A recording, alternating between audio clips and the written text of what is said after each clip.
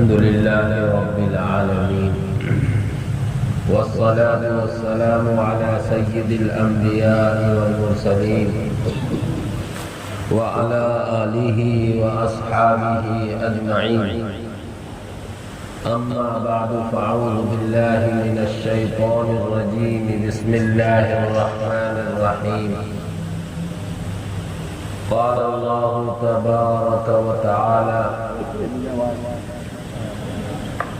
والله يدعو إلى دار السلام ويهدي من يشاء إلى صراط مستقيم. وقال تعالى: والذين جاهدوا فينا لنهدينهم سبلنا وإن الله لمع المحسنين. صدق الله العلي العظيم.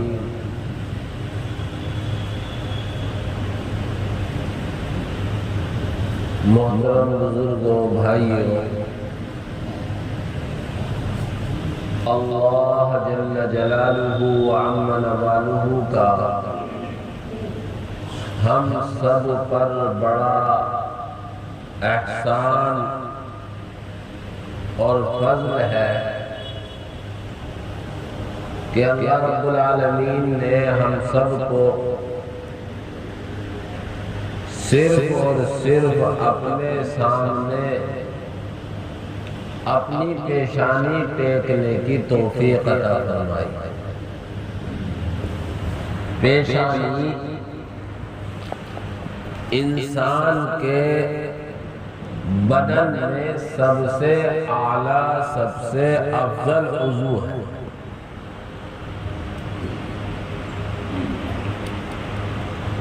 اور پھر پورا سر بدن کے اندر مرکزی حیثیت رکھتا ہے. یہ سر صرف جھکے تو اس کے بنانے والے کے سامنے،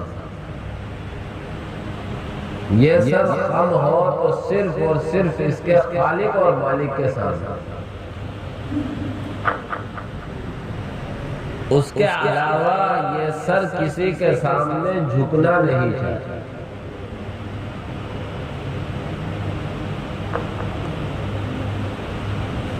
تو اللہ نے ہمیں توفیق عطا فرمائی، اللہ نے ہم پر فضل کیا کہ اللہ رب العالمین نے ہم سب کو اپنے جسم کی اعلیٰ اور افضل چیز صرف اور صرف اپنے ہی سامنے جھکانے والا بنا. یہ اللہ کا بہت بڑا انعام ہے. خدا کرے ہمیں یہ بات سمجھ میں آئے.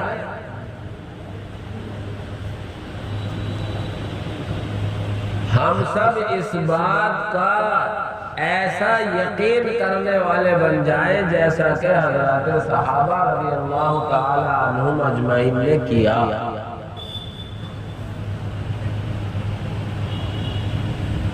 ہم سب اسی ایمان و یقین کے ساتھ زندگی گزارنے والے بن جائیں. اللہ اس کے لیے بھی آسانی پیدا فرمائے.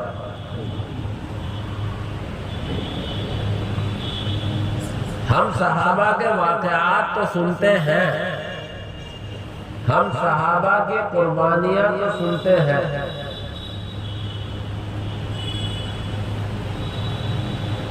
خدا کرے ہمارے ایمان و یقین بھی ایسے ہی ہو جائے جبکہ ہم سے اس ایمان و یقین کا، اس درجے کے یقین کا مطالبہ نہیں ہے.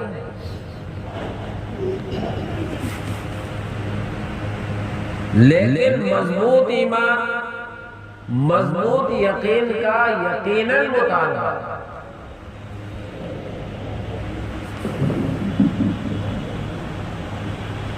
اور اسی مطالبے کی خاطر ہمیں مکلف بھی بنایا ہے جتنے ہم مکلف بنائے جانے کے قابل ہیں.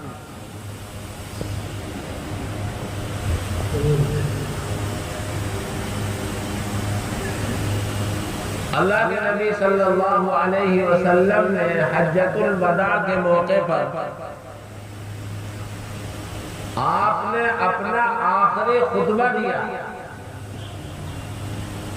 اور اس خطبے میں آپ نے ہر ضروری بات بیان کی۔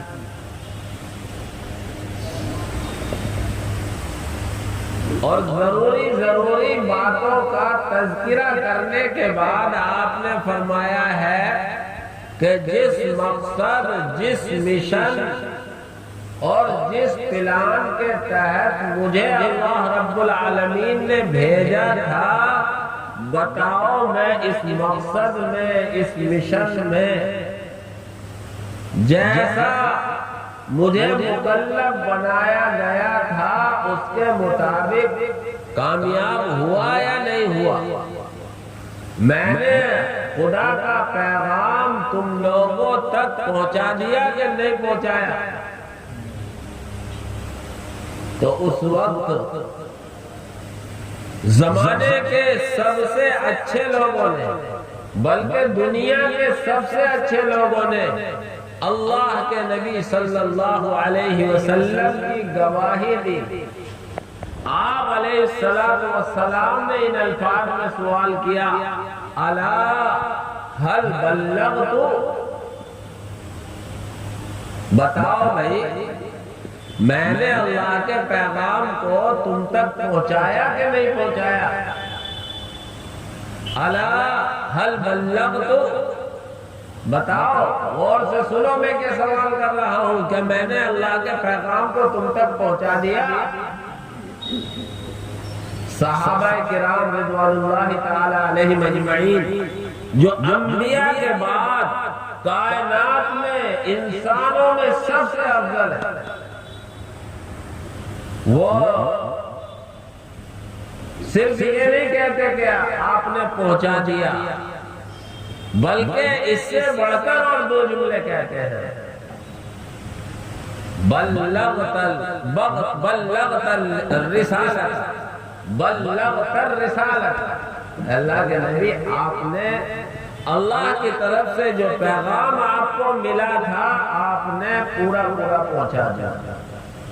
وَأَدَّيْتَ الْأَمَانَةَ، اللہ کی طرف سے جو آپ کو امانت دی گئی تھی، آپ کو جو ذمہ داری دی گئی تھی، وہ آپ نے پوری ادا کر دی۔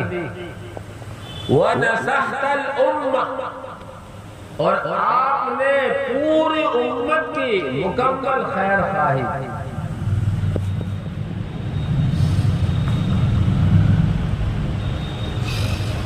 اللہ کے نبی حضرت محمد رسول اللہ صلی اللہ علیہ وسلم نے صحابہ کے اس جواب پر اس وقت کہا، اللہم اشہد، اللہم اشہد، اللہم اشہد۔ اے اللہ تو ان کی اس بات پر گواہ بن جا، اے اللہ تو ان کی اس بات پر گواہ بن جا، اے اللہ تو ان کی اس بات پر گواہ بن جا۔ پھر آپ علیہ السلام نے صحابہ کو مخاطب کر کے فرمایا، تو اب سنو، جب میں نے اللہ کے پیغام کو تم تک پہنچا دیا اور تم اس پر گواہی دے رہے ہو، تصدیق کر رہے ہو، اور میں اللہ کو بھی گواہ بنا رہا ہوں، تو اب آگے کی بات سنو۔ الا، اب غور سے سنو، یہ عربی کا لفظ ہے الا، کسی کو اپنی طرف متوجہ کرنے کے لیے اور اسے متنبہ کرنے کے لیے بولا جاتا ہے، جیسے ہم اردو بولتے ہیں، ہاں بھائی ادھر دھیان دو، غور سے سنو، توجہ سے سنو، اسی معنی میں یہ ہے الا، اب سنو ادھر متوجہ ہوگا۔ فَلْيُبَلِّغِ الشَّاهِدُ الْغَائِبَ، اب جتنے یہاں موجود ہو مینا میں، جو 1.25 لاکھ سے زائد کا مجمع تھا، فَلْيُبَلِّغِ الشَّاهِدُ الْغَائِبَ، اب یہاں حاضر یہ پیغام غائب تک پہنچاؤ۔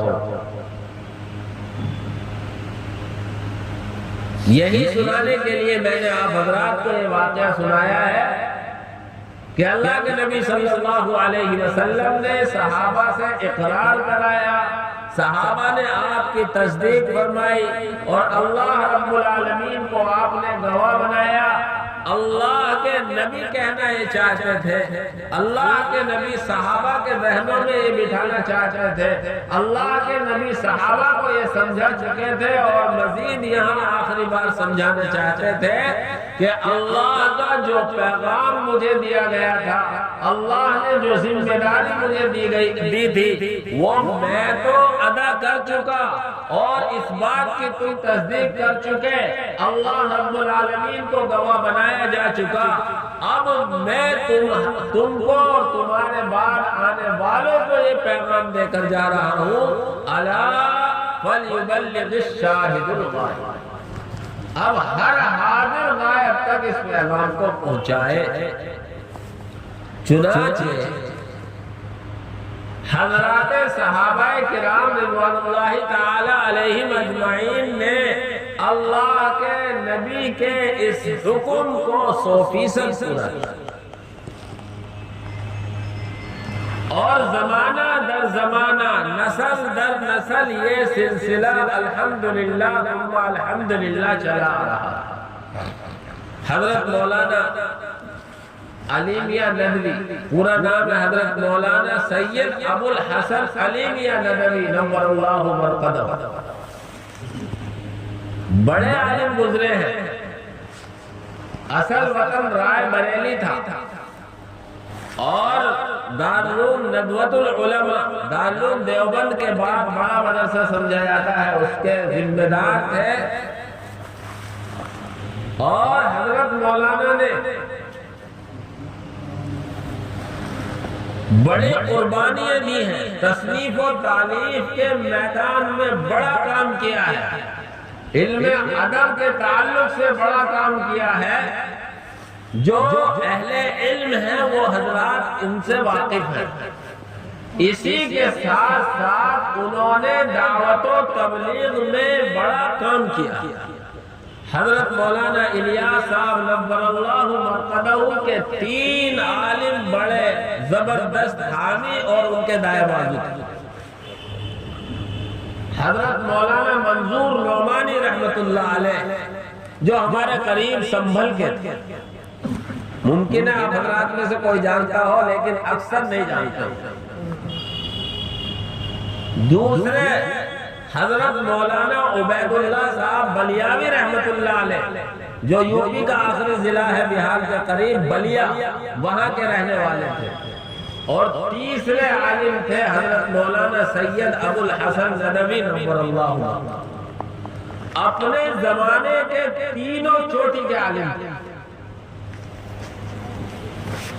اور باقاعدہ ادھر لکھنؤ سے چلتے تھے اور مرکز میں آ کر کئی روز قیام کرتے تھے اور عربوں میں دعوت و تبلیغ کا جو تعارف کرایا ہے انہی تینوں عالم دین کی برکت۔ میرے بھائیو، عالم صرف مدرسے میں پڑھنے پڑھانے کا کام نہیں کرتے، یہ پورے دین کی بنیادوں کو مضبوطی سے برقرار رکھے ہوئے،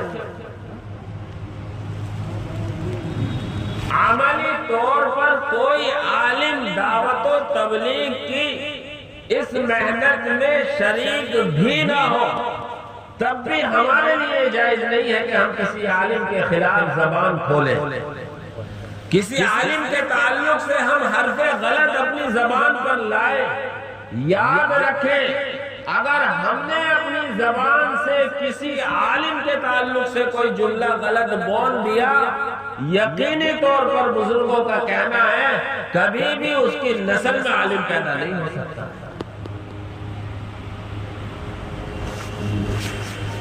اس لیے کسی عالم کا کیسا ہی کوئی عمل ہو، لیکن اس کے سینے میں علوم قرآن ہے، علوم نبوت ہے، کبھی بھی کسی عالم کے بارے میں اپنے طور سے اپنی طرف سے زبان درازی نہ کرنا، یہ اپنے لیے وہ خطرہ مول لے رہا ہے۔ اگر کسی عالم کا عمل غلط ہے تو اس عمل کی باز پرس اس سے ہوگی، اسے ذکیرین کے سوال کا جواب دینا ہے۔ اللہ کے سامنے جب وہ کھڑا ہوگا تو اسے اس کے سوالوں کا جواب دینا ہے، مجھ سے اور آپ سے اس کے متعلق نہیں پوچھا جائے گا۔ بہرحال میں یہ عرض کر رہا تھا کہ اللہ رب العالمین نے حضرت رسول اکرم صلی اللہ علیہ وسلم کو پیغام دے کر بھیجا، اور وہ پیغام حضور نے صحابہ کو سنایا اور صحابہ کو تیار کیا، اور مینا کے میدان میں حجۃ الوداع کے موقع پر پھر اللہ کے نبی صلی اللہ علیہ وسلم نے بہت سی ضروری باتیں بیان کی۔ کبھی انشاءاللہ موقع ہوگا تو خطبہ حجۃ الوداع ہی کی تعلق سے جو باتیں ہیں اور جو باتیں اس میں بیان کی گئی ہے بیان کروں گا، لیکن ان باتوں کو بیان کرنے کے بعد آپ نے آخری بات یہ بیان فرمائی، الا فلیبلغ الشاہد الغائب۔ اب غور سے سن لو، ہر حاضر غائب تک اس پیغام کو پہنچائے۔ یہاں پر میں نے یہ بات عرض کی کہ حضرت مولانا سید ابو الحسن ندوی نور اللہ مرقدہ نے اتنی موٹی موٹی جلدوں میں 5 جلدوں میں ایک کتاب لکھی، دعوت تاریخ و عظیمت۔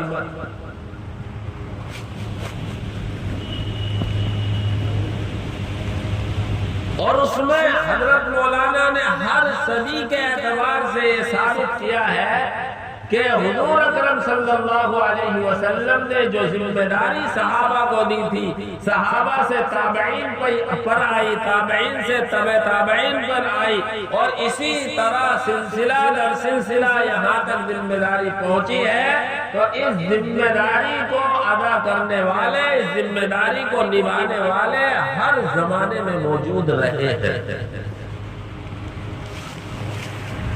شکلیں مختلف ہیں، ترتیب مختلف نہیں ہے، لیکن ایسا کسی زمانے میں نہیں ہوا کہ دعوت و تبلیغ نیست و نابود ہو گئی۔ دین کی محنت ہر زمانے میں رہی ہے، اور یہ بھی یاد رکھے کہ اللہ کبھی بھی کسی بھی شکل کا محتاج نہیں۔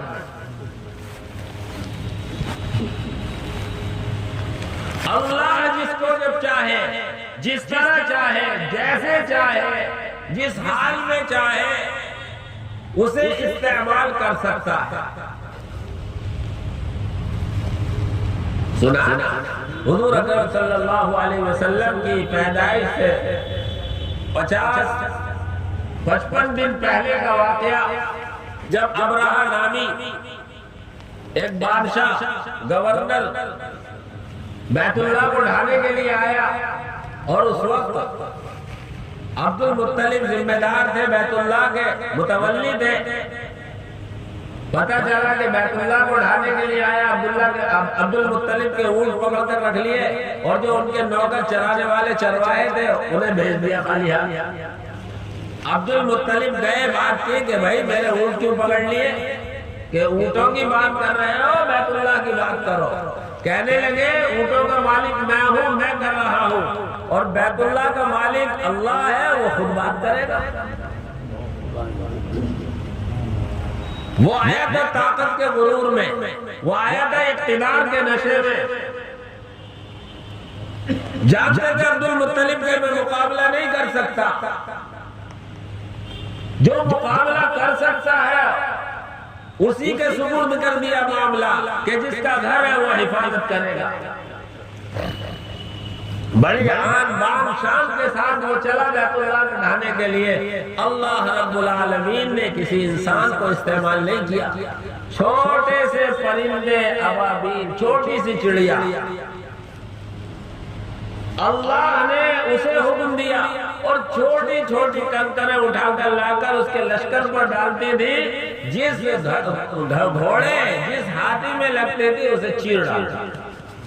الم تر کیف فعل ربک باصحاب الفیل، سب کو یاد ہوگی یہ سورت۔ ہم صورتیں یاد کریں، صورتوں کے پھر ترجمے پر بھی یاد کرنے کی کوشش کریں، تب مزہ آئے گا نماز میں۔ تو اللہ رب العالمین اسباب کا، شکلوں کا محتاج نہیں ہے۔ تو دعوت و تبلیغ اور دین کی محنت ہر زمانے میں رہی ہے، اور ہر زمانے میں افراد اور جماعتیں کوشش کرتی رہی ہیں۔ اسی کی دین ہے کہ آج ہم بھی ایک خدا کو ماننے والے ہیں اور ایک خدا کے سامنے اپنی پیشانی ٹیکنے والے ہیں۔ اگر ہر زمانے میں دعوت و تبلیغ نہ رہی ہوتی تو دین صحیح ہم تک نہ پہنچتا۔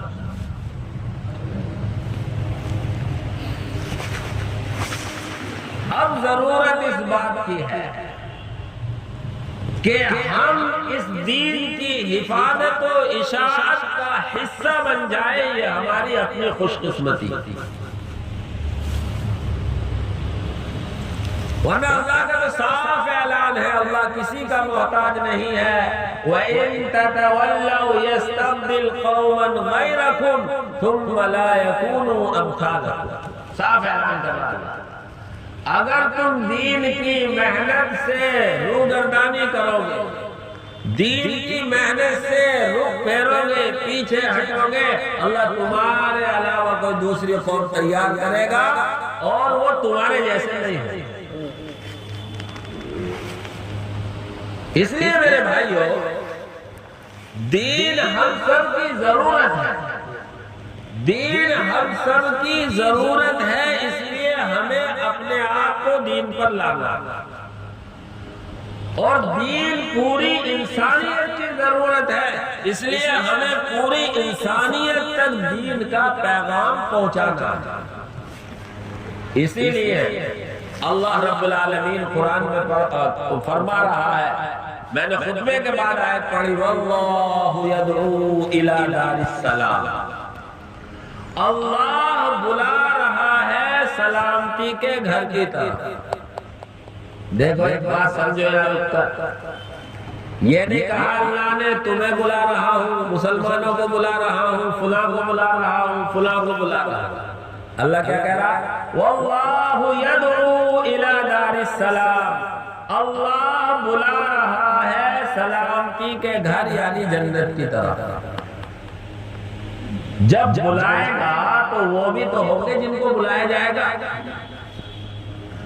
بلانے والا ہو گیا داعی، اسے تو ہم لفظ کو سب سمجھتے ہیں۔ دوسرا لفظ ہے جس کو بلاتے ہیں مدعو۔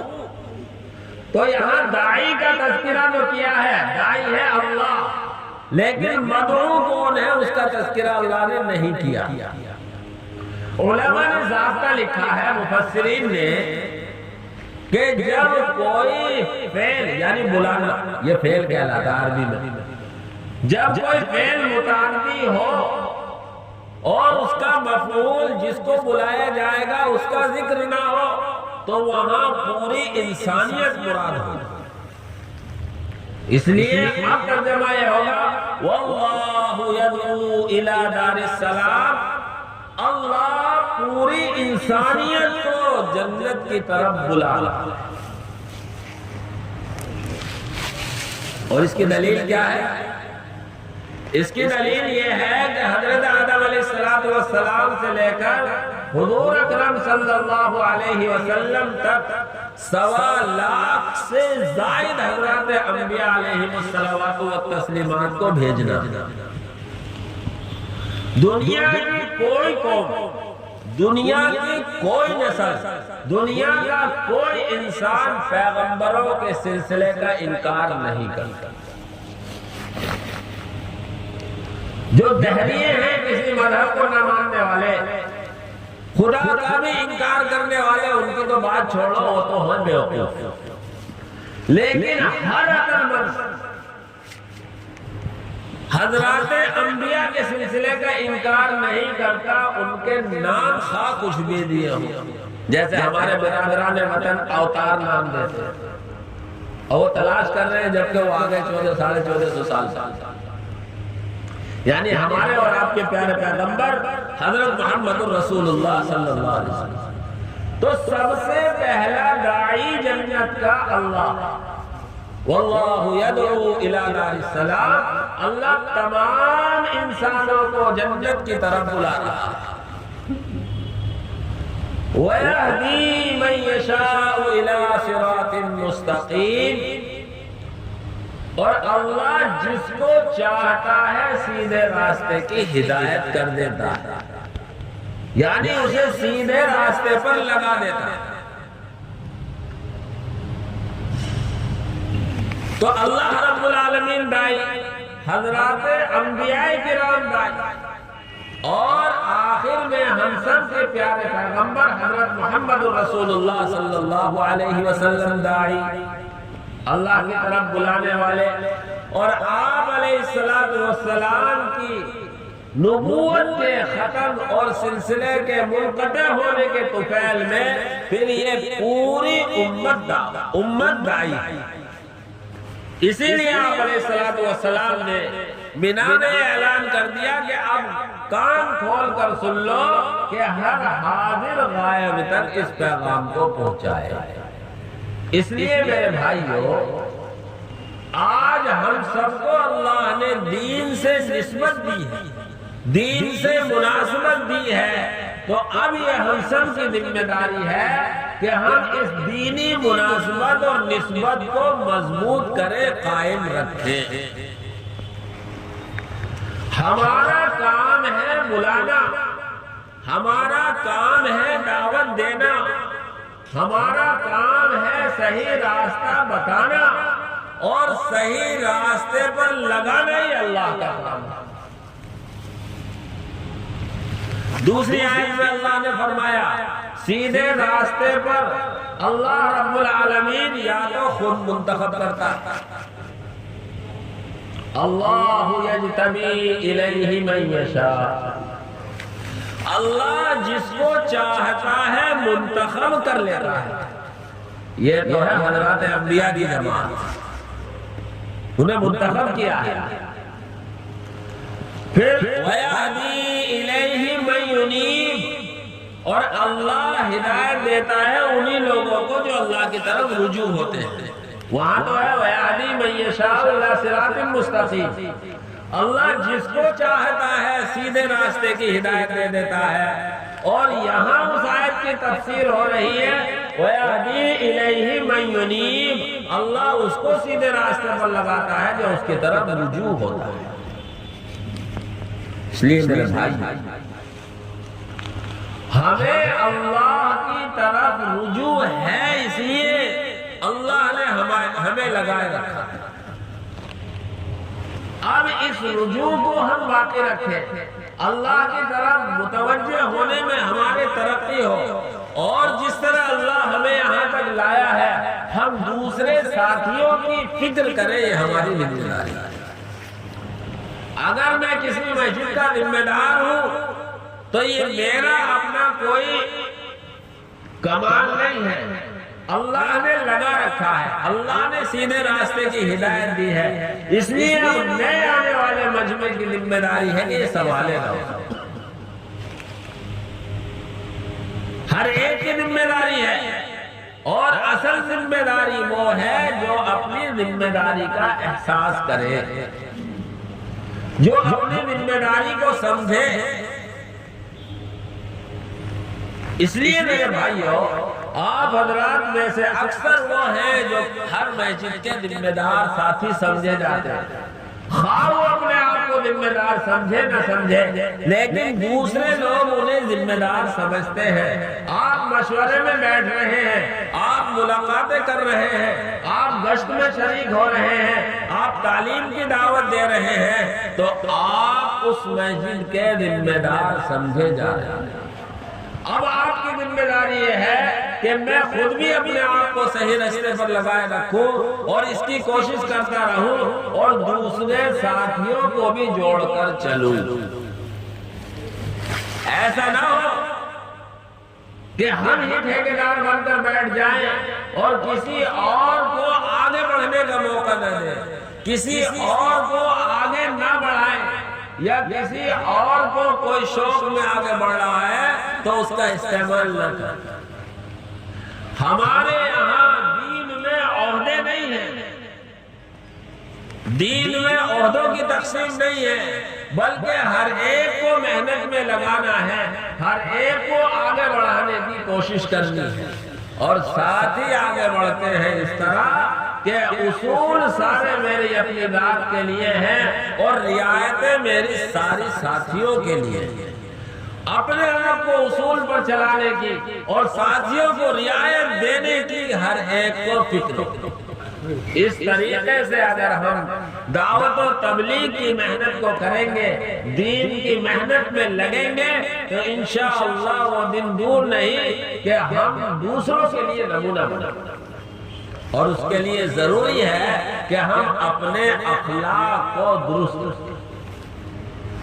اللہ کے نبی صلی اللہ علیہ وسلم سے کہا جا رہا ہے وَلَوْ كُنْتَ فَضًّا غَلِيظَ الْقَلْبِ، اگر آپ ترشنو ہو جاتے، سخت دل ہو جاتے، لَنْفَضُّوا مِنْ حَوْلِكَ، یہ جو ایک بڑی جماعت صحابہ کی 1.25 لاکھ یا 1.25 لاکھ سے بھی زیادہ جو مجمع آپ کے ساتھ تیار ہوا ہے، سب بھاگ جاتے ہیں۔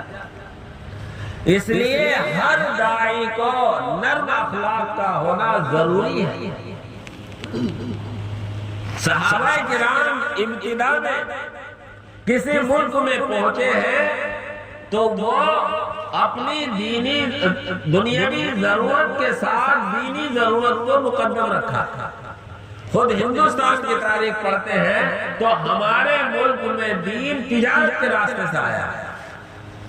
جو سب سے پہلے جماعت آئی، جو سب سے پہلے حضرات صحابہ کا ٹولہ آیا ہے کہتے ہیں، اور آج بھی ہندوستان میں سب سے پہلے اسلام کی مسجد کیرلا میں ہے، کیونکہ پہلے سمندری راستے تھے۔ اس لیے میرے بھائیو، ہمیں اپنے مزاج میں نرمی پیدا کرنی ہے، ہمیں اپنے اخلاق کو اچھا کرنا ہے۔ انسان کو سب سے زیادہ جو دل کو اپنا نرم کرنے والے ہیں اور دوسرے کے دل کو جیتنے والے ہیں، وہ ہمارے اخلاق ہیں، ہماری زبان ہے۔ کہتے ہیں نا، اللہ نے زبان میں اور دل میں ہڈی نہیں بنائی، گوشت بھی بنائی ہے زبان بھی، اور دل میں بھی گوشت ہے، آس پاس بھی ہڈی نہیں ہے۔ علماء کہتے ہیں کہ اللہ یہ چاہتا ہے جیسے یہ نرم بنائی گئی ہے ایسے ہی نرم رہنی چاہیے۔ دل جس طرح نرم ہے، یہ صفت اس کی نرمی ہونی چاہیے۔ اب جب زبان پر نرمی ہوگی، دل میں نرمی ہوگی، تو ہر ایک ہم سے جڑے گا، دین پر اس کا چلنا آسان ہوگا اور دین پر لگنا آسان ہوگا۔ جب ہم اس کو سراہیں گے، اس کی حوصلہ افزائی کریں گے، تو اللہ کی ذات سے امید ہے کہ اللہ اسے سیدھے راستے پر لگا دے۔ اس لیے میرے بھائیو، ہماری زبانوں میں نرمی آ جائے، ہمارے دل میں نرمی آ جائے، ہم اللہ کی طرف متوجہ ہونے والے بن جائیں، ہم دین کی صحیح سمجھ حاصل کر لیں اور دین کا صحیح مطلب سمجھ کر دین پر عمل کرنے والے بن جائیں۔ اس کے لیے اپنے اوقات کو فارغ کریں، اس کے لیے اپنے اوقات کی ترتیبیں بنانی ہیں، اس کے لیے ہمیں آپ کو اپنے وقت کی صحیح ترتیب بنا کر پھر اللہ کے راستے میں نکلنا۔ دیکھو میرے بھائی، دعوت و تبلیغ کی محنت اس زمانے میں بڑی اہم محنت ہے، لیکن شرط یہ ہے، میں نے خطبے کے بعد ایک آیت اور پڑھی ہے، اس کو سامنے رکھ کر اور 5 منٹ میں بات کرتا ہوں۔ شرط یہ ہے وَالَّذِينَ جَاهَدُوا فِينَا، جو لوگ ہمارے راستے میں محنت کرتے ہیں، اور ہمارے لیے کا مطلب ہے کہ وہ اپنی محنت میں مخلص ہو، وہ اپنی محنت میں نیت صحیح رکھتا ہو، وہ اپنی محنت میں اپنا رخ اللہ کی طرف رکھتا ہو، تو اللہ فرما رہا ہے لَنَهْدِيَنَّهُمْ سُبُلَنَا، ہم اس کے لیے اپنے بہت سارے راستے کھول دیں گے۔ سبل سبیل کی جمع ہے، سبیل کے معنی راستے کے آتے ہیں، اور لَنَهْدِيَنَّ یہ فعل تاکید کا ہے۔ اردو میں اگر اس کا ترجمہ کریں تو یہ ہوگا ضرور بالضرور ہم ان لوگوں کو اپنے راستے دکھا دیں، لیکن شرط یہ ہے والذین جاہدوا فینا کہ وہ ہمارے لیے محنت کر رہے ہیں۔ لوگ کہیں گے اس نے 3 بار 4 مہینے پیدل لگا لی، لوگ کہیں گے اس کے 3 دن مہینے کے کبھی چھوٹتے نہیں، لوگ کہیں گے اس کے مسجد کا کوئی عمل نہیں چھوٹتا، لوگ یہ کہیں گے، لوگ وہ کہیں گے۔ یہ نیت نہ ہو، نیت صرف یہ ہو کہ میرا اللہ مجھ سے راضی ہو جائے، اور اللہ کے نبی صلی اللہ علیہ وسلم جو پیغام حضرات صحابہ کے ذریعے ہم تک پہنچا کر گئے ہیں، وہ پیغام میں امت کے ہر فرد تک پہنچا جا۔ اس لیے میرے بھائیو، ہر عمل کی مقبولیت کے لیے، ہر عمل کی قبولیت کے لیے، اور ہر عمل کا فائدہ حاصل کرنے کے لیے ضروری ہے کہ ہم صرف اور صرف ہر عمل میں اللہ ہی کو سامنے رکھیں۔ بہت سی مرتبہ دل میں آ جاتی ہے، بہت سی مرتبہ دل میں خیال آ جاتا ہے کہ میں بڑی محنت کر رہا ہوں، ماشاءاللہ ساتھی بھی کہہ رہے ہیں۔ اب کبھی کبھی ایسا ہوتا ہے کہ شیطان یہ دل میں ڈالتا ہے کہ یار میرے دل میں تو ریا کا جذبہ پیدا ہو رہا ہے، اس لیے میں چھوڑ نہیں۔ علماء نے یہ مسئلہ لکھا ہے کہ اگر کسی عبادت کو ریا کے خیال سے چھوڑے گا تو گناہ، جو ذمہ داری ہے اس کو تو ہمیں کرنا ہے۔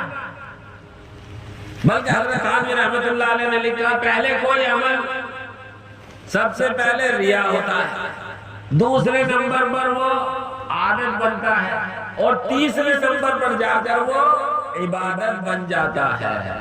تو ریا اور دکھاوے کے خوف اور ڈر سے عمل کو چھوڑنا نہیں ہے، بلکہ یہ اور شیطانی حملہ ہے، اور شیطان کا نورانی گاؤ جو جس کے پاس جیسا معاملہ ہوتا ہے اس کے ساتھ اسی راستے سے وہ بہکاتا ہے۔